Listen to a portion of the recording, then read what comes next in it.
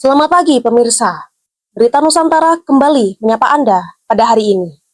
Sejumlah berita aktual akan kami sajikan untuk Anda. Bersama saya, Indah Cahya, inilah Berita Nusantara selengkapnya.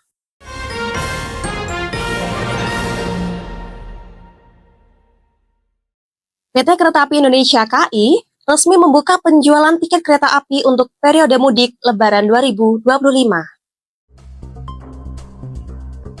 PT Kereta Api Indonesia (KAI) resmi membuka penjualan tiket kereta api untuk periode mudik Lebaran 2025. Pemesanan tiket kereta bisa dilakukan mulai H-45 sebelum keberangkatan dan dibuka setiap pukul 00 waktu Indonesia bagian Barat.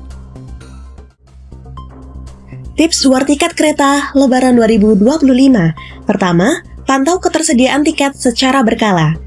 Apabila tiket kereta api habis saat pertama kali dirilis, lakukan pengecekan berkala dalam rentang 1 hingga 2 jam setelah pukul 00 waktu Indonesia bagian Barat. Kedua, cek tiket secara periodik.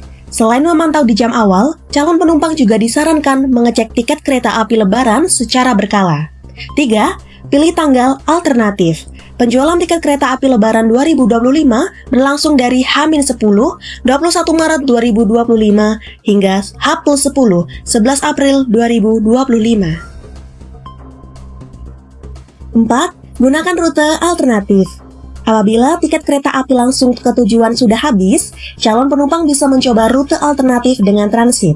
Misalnya, jika tiket Jakarta-Surabaya habis, coba pesan tiket Jakarta-Semarang lebih dulu, lalu lanjutkan perjalanan ke Surabaya. 5. Gunakan kanal resmi pemesanan.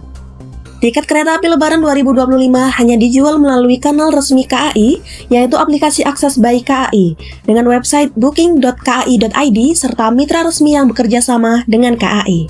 Demikian laporan Java TV melaporkan.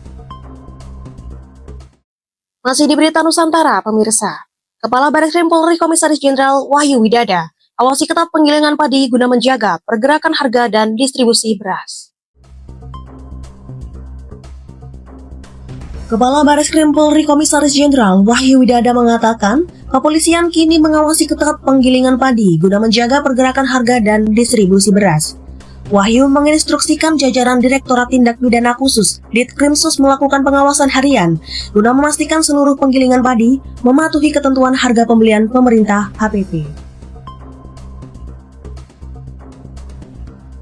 Wahyu menambahkan bahwa kepolisian siap mengawal percepatan swasembada pangan sesuai arahan Prabowo dan Amran. Amran meminta Kabar Eskrim Polri untuk mengawal proses serapan gabah sesuai harga pembelian pemerintah HPP senilai Rp6.500.000 per kilogram.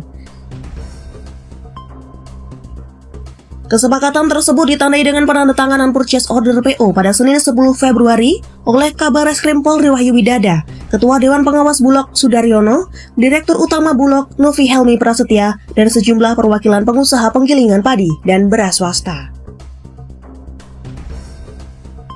Dalam kesepakatan tersebut, pengusaha penggilingan padi sepakat untuk menyerap gabah sebanyak 2,1 juta ton dari total target panen raya sebesar 3 juta ton beras.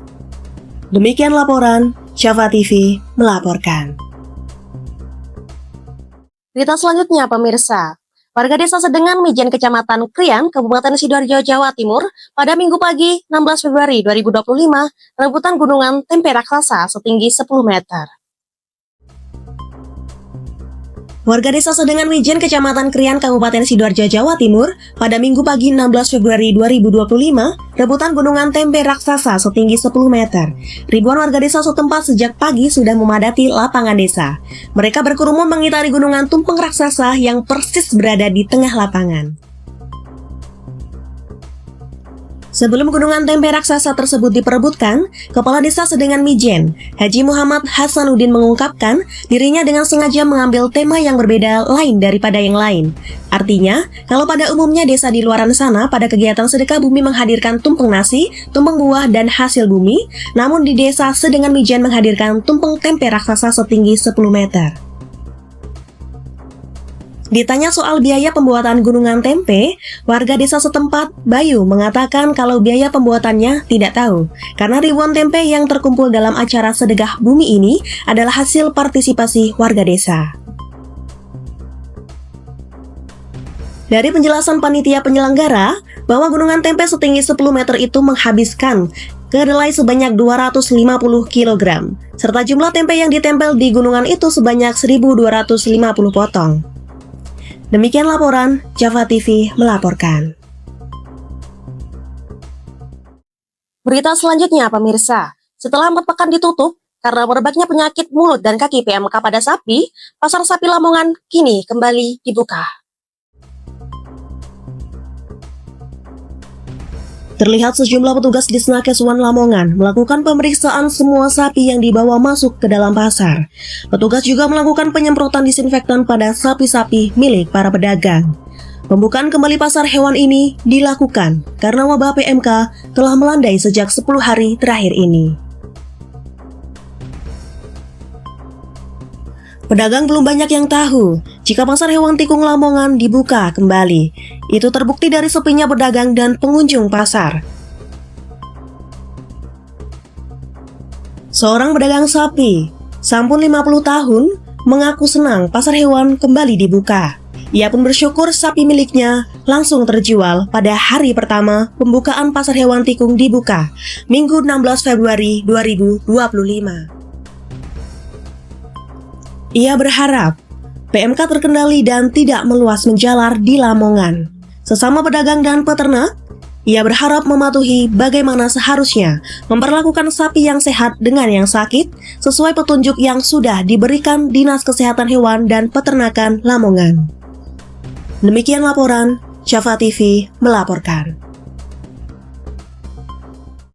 Masih di Berita Nusantara, pemirsa. Sebanyak 239 kepala daerah terpilih yang akan mengikuti pelantikan serentak menjalani registrasi dan pemeriksaan kesehatan di kantor Kementerian Dalam Negeri hari ini.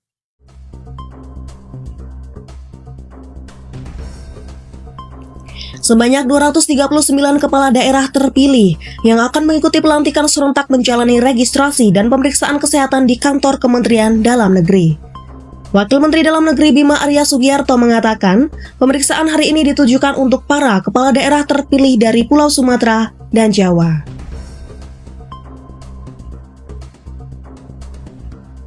Menurut Bima, Kemendagri melakukan cek kesehatan mendasar seperti tekanan darah, gula darah, dan kolesterol. Sebab mereka telah diminta juga untuk menyampaikan hasil medical check-up di daerah masing-masing.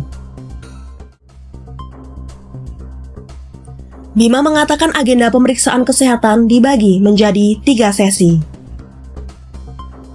Hari ini, Senin 17 Februari 2025, sebanyak 242 kepala daerah terpilih lainnya dari Pulau Kalimantan, Sulawesi, Maluku, Papua, serta Bali dan Nusa Tenggara akan menyusul mengikuti agenda serupa.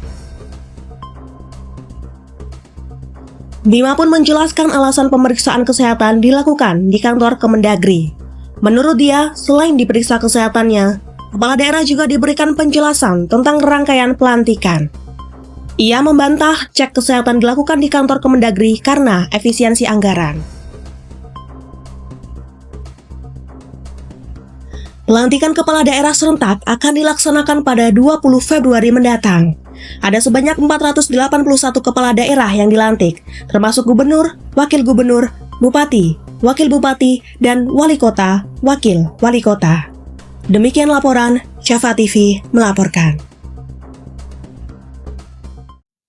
Baik pemirsa, informasi tadi sekaligus menjadi penutup perjumpaan kita hari ini. Saya Ida Cahya dan segenap tim redaksi yang bertugas pamit undur diri. Selamat pagi, salam Berita Nusantara.